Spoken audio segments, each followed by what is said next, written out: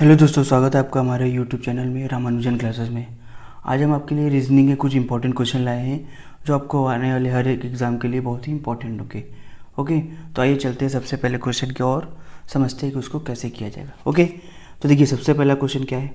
अमन उत्तर दिशा में 10 किमी चलने के बाद वहाँ से वापस मुड़कर दक्षिण की ओर 6 किमी चला, फिर वह पूर्व की ओर 3 किमी चला। बताइए वह प्रारंभिक बिंदु से कितनी दूरी पर है। ठीक है, तो जब भी देखिए डायरेक्शन का सवाल आता है तो सबसे पहले आप बगल में एक डायग्राम बना लीजिए ताकि आपको याद रहे कि कौन सी दिशा किधर है। देखिए उत्तर, दक्षिण, पूर्व और पश्चिम। इसको आप अगर बना लेंगे तो आपको क्वेश्चन करने में बहुत ही आसानी होगी। ठीक है, तो देखिए सबसे पहले क्या बोलता है, अमन उत्तर दिशा में 10 किमी चला, चलने के पहले। तो मान लीजिए ये पॉइंट है। ठीक है, मान लेते हैं ये पॉइंट है हमारा। यहाँ से अमन कितना चला, 10 किलोमीटर उत्तर की ओर। ये 10 किमी चला किधर, उत्तर की ओर। ठीक है, आगे क्या बोल रहा है, 10 किमी चलने के बाद वहाँ से वापस मुड़कर दक्षिण की ओर 6 किमी चला। अब देखिए यहाँ तो गया, अब वापस दक्षिण की ओर आएगा तो नीचे की ओर आएगा, तो यहाँ से वापस फिर आएगा कितना, 6 किलोमीटर। तो मान लेते ए से चला था, बी तक गया, फिर वापस सी पे आया। ठीक है, तो ये 6 किलोमीटर हो गया और ये जो बचा है ये कितना हो गया, 4 किलोमीटर। टोटल ये कितना है, 10 किलोमीटर। तो वो सी बिंदु तक 6 किलोमीटर दक्षिण की ओर चला। उसके बाद क्या बोला है, फिर वह पूर्व की ओर 3 किमी चला। अब पूर्व इधर जाएगा तो यहाँ से 3 किमी चला वो। मान लेते हैं ये बिंदु क्या है, डी है। ठीक है, पूर्व की ओर 3 किमी चला।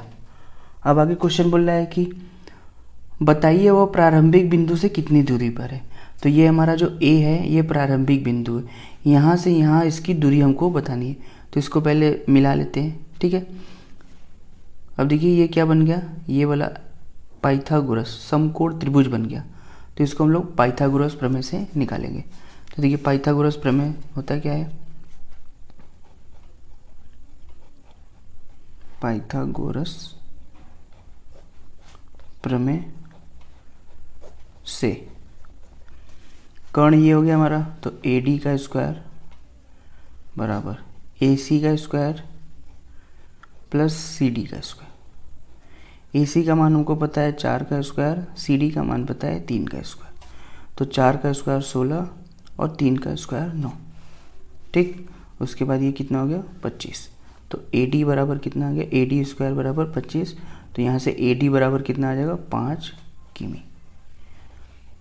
तो जो प्रारंभिक बिंदु से दूरी है वो कितना है, 5 किमी। ओके, तो इसका ऑप्शन नंबर सेकेंड क्या है, राइट आंसर है। आई होप आपको अच्छे से क्लियर हो गया होगा ये वाला क्वेश्चन। देखिए नेक्स्ट क्वेश्चन क्या है, यदि आज बुधवार है तो आगामी रविवार के 25 दिन बाद कौन सा दिन होगा। ठीक है, तो देखिए इस टाइप के सवाल में सबसे पहले जो दिन दिया रहता है इसमें हम लोग विषम संख्या निकालेंगे, मतलब विषम दिन कितने आएंगे। ठीक है, तो देखिए इसमें जो सबसे पहले हमारा आएगा 25 दिन में, पहले हम विषम दिन निकाल लेते हैं। विषम दिन आ जाएगा। विषम दिन निकालने के लिए जो भी संख्या दिया रहता है उसको हम लोग 7 से डिवाइड करते हैं। तो देखिए 7 से कितनी बार में कटेगा, 3 बार में 21, तो बचेगा कितना, 4। 4 क्या है, विषम दिन। जो 4 है वो कितना हो गया, विषम दिन। अब बोला क्या क्वेश्चन, आगामी रविवार के 25 दिन बाद। तो जो आगामी रविवार होगा, आगामी रविवार के 25 दिन बाद, आगामी रविवार के 25 दिन बाद, 25 दिन बाद रविवार से 4 दिन बाद। अब देखिए रविवार है तो 4 दिन बाद कितना आ जाएगा, बृहस्पतिवार होगा, बृहस्पतिवार होगा। ओके, आइए अगले क्वेश्चन की ओर बढ़ते हैं। देखिए नेक्स्ट क्वेश्चन क्या लिखा है, यदि राम किसी लाइन में दोनों सिरों से गिनने पर 12वां व्यक्ति है तो लाइन में कुल व्यक्तियों की संख्या बताइए। ठीक है, तो इसको करने के लिए देखिए जब हमें एक ही व्यक्ति की दोनों तरफ से, अब जिसमें राम ही है, बोल दिया कि दोनों तरफ से, दोनों सिरों से, मतलब दाएं से भी और बाएं से भी, और उसका स्थान दिया गया है, तो कुल व्यक्ति निकालने के लिए कुल व्यक्ति बराबर किसी व्यक्ति का बाएं सिरे से स्थान प्लस किसी व्यक्ति का दाएं सिरे से स्थान -1। ठीक है, तो हमको दोनों सिरों से स्थान 12 ही 12 है, तो 12 + 12 -1 बराबर 24 -1 बराबर 23। तो कुल लाइन में कितने व्यक्ति हैं? 23 व्यक्ति कुल लाइन में है। ठीक है, तो ऑप्शन नंबर 3 क्या है इसका राइट आंसर है। ओके, ये फॉर्मूला होता है कुल व्यक्ति निकालने का। देखिए नेक्स्ट क्वेश्चन क्या लिखा है, यदि किसी सांकेतिक भाषा में मास्टर को NCBXJX लिखा जाता है तो कुड भाषा में डॉक्टर को कैसे लिखा जाता है। ठीक है, तो देखिए सबसे पहले हमको दिया क्या है मास्टर, पहले हम लोग इसको निकालेंगे कि ये किस बेसिस पे इसको कोडिंग किया गया है, NCBXJX। ठीक है, अब देखिए M से N हो रहा है तो +1 करने पे क्या आ जाता है N आ जाता है। ठीक है, A से C हो रहा है, +2 करने पे क्या आ रहा है C आ रहा है, STUB +3 करने पे, तो ये देखिए एक सीरीज चल रहा है +1 +2 +3, अब ये +4 ये +5 और ये +6। ठीक है, तो ये हमको पता चल गया कि किस तरह से ये कोडिंग किया गया है। तो अब हमारा जो क्वेश्चन है डॉक्टर को हम लोग कोडिंग करते हैं, पहले +1 किया गया है तो D के बाद E, O के लिए क्या आ जाएगा Q +2, C का आ जाएगा +3 करना है तो CDEF, इसी तरह T के लिए आ जाएगा X, O के लिए फिर से आ जाएगा Q, और यहाँ +5 करना रहेगा ना, तो ये आ जाएगा T, और फिर से R के बाद +6 करेंगे तो X आ जाएगा। तो इसका जो आंसर होगा देखिए वो होगा EQFXTX, ये हमारा क्या होगा आंसर होगा। ओके, देखिए अगला क्वेश्चन क्या लिखा है, यदि P का अर्थ प्लस Q का अर्थ माइनस R का अर्थ भागे तथा S का अर्थ अगर गुणा हो तो निम्न का मान बताइए। तो देखिए हमको दिया क्या गया है 16। ठीक है, अब जो जहाँ S है, S का क्या मतलब, S का मतलब है गुणा, तो यहाँ गुणा का चिन्ह लगाएंगे और 60 लिखेंगे। अब R आ गया, R का मतलब है डिवाइड, यहाँ डिवाइड का चिन्ह और 10।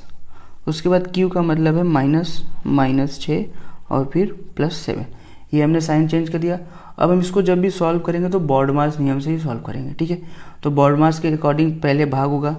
ठीक है, तो देखिए 10 से ये 6 बार में कट जाएगा तो 6 -6 +7, अब उसके बाद गुणा होगा तो 16 × 6 = 96 -6 +7, उसके बाद एडिशन करते हैं तो 96 में 7 जुड़ेंगे तो 103 -6, अब इसमें से इसको माइनस करेंगे। ठीक है, तो 13 में से 6 गया 7, 97 इसका क्या हो गया आंसर हो गया। जब भी इसको सॉल्व करेंगे बॉड मास नियम से ही सॉल्व करेंगे, तो इसका ऑप्शन नंबर 2 क्या है राइट आंसर है। ओके, देखिए अगला क्वेश्चन लिखा गया है, दी गई श्रेणी को पूर्ण कीजिए। जो एक श्रेणी दी गई उसको क्या करना है पूरा करना है। तो देखिए लिखा है 27 81 54 31 93 और उसके बाद क्वेश्चन मार्क। ठीक है, तो देखिए एक बार सीरीज क्या है बढ़ रही है घट रही है, फिर बढ़ रही है फिर घट रही है। ठीक है, तो एक बार डिफरेंस निकाल के देखते हैं इन दोनों का। तो 11 में से 7 गया 4, यहाँ बचा 7 में से 2 गया 5 माइनस का, ठीक है। उसके बाद इन दोनों का निकले तो 11 में से 4 गया 7 और यहाँ बचा 7 में से 5 गया 2, ये प्लस का, ठीक। उसके बाद अब यहाँ घटाते हैं, 4 में से 1 गया 3, 5 में से 2 गया, 5 में से 3 गया 2 माइनस, ठीक है। देखिए यहाँ तक तो ठीक था, लेकिन अब ये सीरीज यहाँ जैसे आधा हो रहा है 54 का, अब ये अलग हो गया तो ये पैटर्न नहीं होगा, ठीक है। अब अलग पैटर्न देखिए अगर इसमें 3 से गुणा करते हैं हम लोग तो हमको 81 मिलता है, ठीक है। और अगर इसमें हम लोग 2 से गुणा करते हैं तो हमको क्या मिलता है 54 मिलता है। तो ये 3 का सीरीज करके क्वेश्चन आगे बढ़ा है। तो इसी प्रकार ये 3 भी होगा, ठीक है। तो देखिए अगर इसमें हम लोग 3 का गुणा करते हैं तो हमको 93 मिलता है। अब इसी में हम लोग 2 का गुणा करेंगे तो 2 का 2 62 मिलेगा, जो हमको ऑप्शन में दिया गया है, ओके। तो ये 2 करके सीरीज का पैटर्न था। ऐसे ही कभी कभी पैटर्न क्वेश्चन में आ जाते हैं, तो इसका ऑप्शन नंबर 2 क्या है, राइट आंसर होगा, ओके। आइए नेक्स्ट क्वेश्चन की ओर आगे बढ़ते हैं। देखिए क्या लिखा है, यदि किसी सांकेतिक भाषा में प्रयागराज बराबर 28 लिखा जाता है तथा वाराणसी बराबर 25 लिखा जाता है तो लखनऊ क्या होगा, ठीक है। तो आइए इसको सॉल्व करते हैं।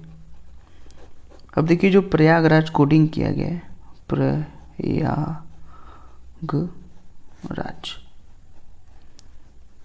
इसको क्या कोडिंग किया गया 28। इसी प्रकार वाराणसी है, इसको कोडिंग किया गया है 25, ठीक है।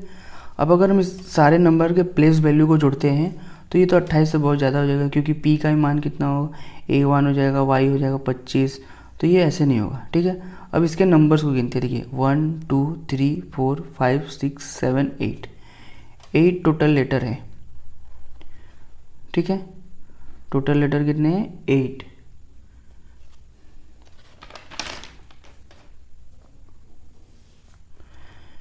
एक 2 3 4 5 6 7, ओ सॉरी यहाँ जी छूट गया। टोटल लेटर कितने 9। अब देखिए 9 के आसपास आता है कितने, 3 से अगर हम गुणा करते हैं तो 27 आता है। तो इसको हम लोग लिख सकते हैं 9 गुणे 3 प्लस 1। क्या यही पैटर्न हम देखेंगे कि वाराणसी में अगर फॉलो कर गया सेम पैटर्न तो हमारा पैटर्न क्या होगा, सही होगा। आइए इसको चेक करते हैं। इसमें लेटर कितने हैं 1 2 3 4 5 6 7 8, तो 8 हो गए। गुणा कितने से करेंगे 3, तो 8 3 के 24 प्लस 1, मतलब ये पैटर्न क्या है, सही आ रहा है। ये भी 25 आ रहा है और ऐसे करने पे यहाँ भी 28 आ रहा है, ठीक है। तो अब जो हमारा क्वेश्चन है LOCKNOW, ठीक है। इसके लेटर कितने हैं 1 2 3 4 5 6 7, ठीक है। तो अब 7 गुणे 3 प्लस 1, तो 7 3 के 21 और प्लस 1 बराबर 22। तो इसका ऑप्शन नंबर 3 क्या है, राइट आंसर है, ओके। आई होप आपको पैटर्न अच्छे से समझ में आ गया होगा कि कैसे पैटर्न आपको चेक करना है, ओके। देखिए नेक्स्ट क्वेश्चन क्या लिखा है, दिए गए श्रेणी को पूर्ण कीजिए। देखिए श्रेणी कैसा दिया गया है, डी, 2 का वो दिया गया पेयर। तो सबसे पहले हम लोग डी से एच के पास जाते हैं, तो +4 करने पे एच आता है, ठीक है। उसके बाद एच के बाद क्या है, एल है, तो LHIJKL, इसमें भी +4, मतलब ये +4 का पैटर्न चल रहा है। तो इसमें हम +4 अगर करते हैं तो L में +4 करेंगे तो कितना है OPQR, तो यहाँ पे कितना आ जाएगा, R आ जाएगा, ठीक है। अब इसमें +4 करके देखते हैं कि T आ रहा है कि नहीं, तो +4 करते हैं तो RSTUBW, ठीक है। तो W, सॉरी यहाँ पे O होगा,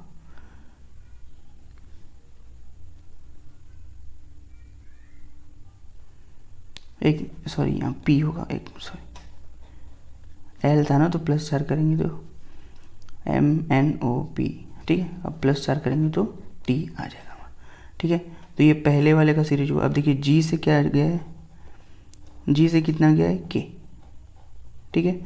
अब G से की तो GHIJK, +4 इसमें भी करने पे K आ रहा है। अब K से गया है O, LM, ये भी +4 करने पे आ रहा है। अब इसमें भी +4 करते हैं तो ओ में +4 करेंगे तो आएगा S। अब इसको चेक कर लेते हैं कि W आ रहा है कि नहीं। +4 अगर करेंगे तो STU भी W आ रहा है। तो जो हमारा आंसर है वो क्या है, P और PS हमारा क्या होगा, राइट आंसर होगा। ओके, तो पहला ऑप्शन क्या है, राइट आंसर है। आई होप आपको सारे क्वेश्चन अच्छे से क्लियर हो गए होंगे। अगर आपको वीडियो अच्छी लगी तो चैनल को लाइक और सब्सक्राइब जरूर करिएगा। Thank you.